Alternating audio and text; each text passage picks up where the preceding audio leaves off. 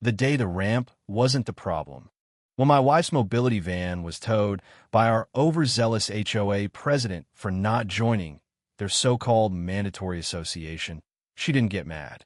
She got tactical. After 15 years as a K-9 officer, Rachel Harper wasn't the kind of woman you pushed around in Eleanor Brooks. The new queen bee of the Willow Crest HOA was about to find that out the hard way. It happened just 3 days after we moved into our home. I was helping Rachel get from her wheelchair to the couch when the doorbell rang. "Can you get that?" she asked, adjusting the leg braces she'd worn ever since an on-duty crash left her with partial mobility. I opened the door to find a woman with picture-perfect blonde hair holding a clipboard. 2 guys in matching polos flanked her like hired muscle. "Welcome to Willow Crest," she chirped. "I'm Eleanor Brooks, president of the Homeowners Association. We're here with your welcome packet and first month's dues. Do us." I blinked. Our realtor told us this property isn't part of the HOA. It's in our deed. Her smile dropped like a mask. "That can't be right. Every home here is required to join the HOA. You must be mistaken." "It's not a mistake," I said, pulling up the documents on my phone. "This house was built before Willow Crest was even established." "Well," Eleanor sniffed, "we'll need to see those documents. Bring them to the board meeting Wednesday at 7 p.m. She shoved a folder at me. "In the meantime, you'll need to remove that side door ramp. It doesn't meet our aesthetic standards." "That ramp is for my wife," I said, heat rising in my chest. "Rules are rules," she shrugged. "You can apply for a variance. The next committee meeting is in August." I was already closing the door when she stuck her foot in the threshold. "Oh, hand your wife's van. No commercial vehicles allowed in driveways overnight." "It's not commercial," I said. "It has a decal for K-9 support." She was a police officer. "Still counts as advertising," she snapped, before finally letting me shut the door. Rachel raised an eyebrow when I returned. "Let me guess. Neighborhood tyrant." "She wants the ramp gone," I said, handing over the HOA manual. "And your van's a target, too." Rachel flipped through the 56 pages. 2-inch max grass height? No flags? This is ridiculous. That night, we reviewed our deed again. Sure enough, our home had been built nearly a decade before the HOA existed. We were legally exempt. The next morning, I left for work. Rachel had physical therapy at 10 a.m. But around lunchtime, my phone rang. "They booted my van," Rachel said, voice tight with fury. "What?" "That Eleanor woman sent a tow company while I was getting ready. I can't even leave for therapy." I rushed home. Rachel was outside, arguing with the tow truck driver while Eleanor watched from across the street. "This is private property," Rachel said, blocking the truck in her wheelchair. "I have authorization," the driver replied, waving a form signed by Eleanor. "This property isn't in the HOA," I told him. "Not my call," he shrugged. Eleanor strutted over, arms folded. "Maybe now you'll show up to the meeting." Rachel's voice dropped low and calmed the voice I knew from her police days. "Remove the boot, or I call my old captain. You'll have a dozen cruisers here investigating attempted vehicle theft." "She's bluffing," Eleanor muttered. Rachel held up her phone. "Her lock screen? A badge photo. Try me."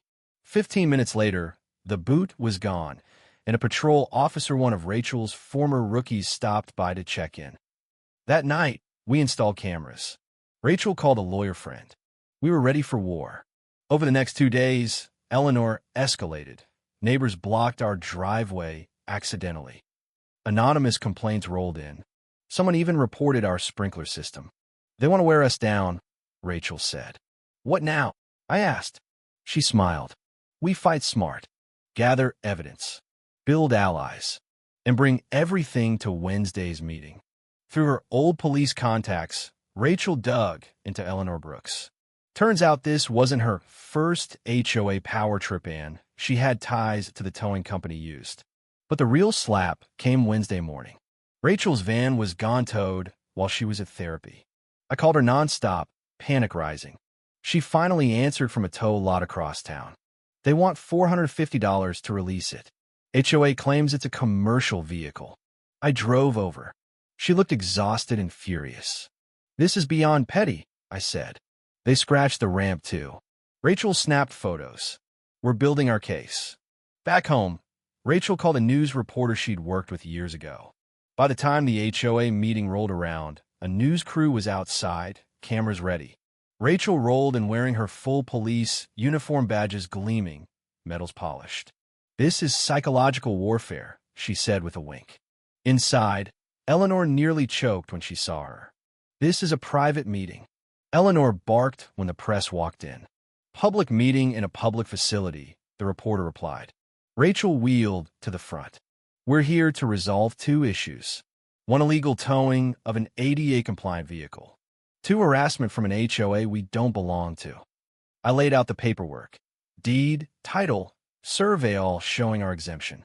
Captain Diaz, Rachel's old boss, stepped forward.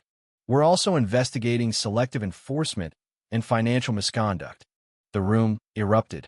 Neighbors chimed in with horror stories. One woman had been fined for her college student son's bumper sticker. Another got a warning about her mailbox color. Then came the bombshell. I moved to audit the towing contract, said Judith, the board treasurer. Some of those payments are going to Eleanor's son's landscaping company. Silence fell. Rachel looked around. So the problem was never the ramp. It was the racket. That night, Eleanor was escorted out. Our fees were refunded, and a full audit was launched. 3 weeks later, Eleanor was arrested. Her towing scheme, it turned out, spanned 3 neighborhoods. Over $200,000 siphoned. Rachel joined the newly formed Accessibility and Community Relations Committee. With the stolen funds recovered, the HOA voted to install accessible playground equipment and ramps throughout the neighborhood. At the next meeting, Rachel addressed the packed room. We moved here hoping for peace. Instead, we found purpose. The fight was never just about a ramp, it was about respect. And now we get to rebuild together. 6 months later, at a neighborhood barbecue, Rachel laughed as she showed kids how her retired service dog fetched her phone. As I flipped burgers, our neighbor Martin joined me. You know, he said, this place has never felt more like a real community. I nodded, watching Rachel spin in her wheelchair, kids giggling around her. Sometimes, I said, it takes someone trying to control everything to remind us how to stand up. And sometimes, Martin added, it takes someone like her to lead the way.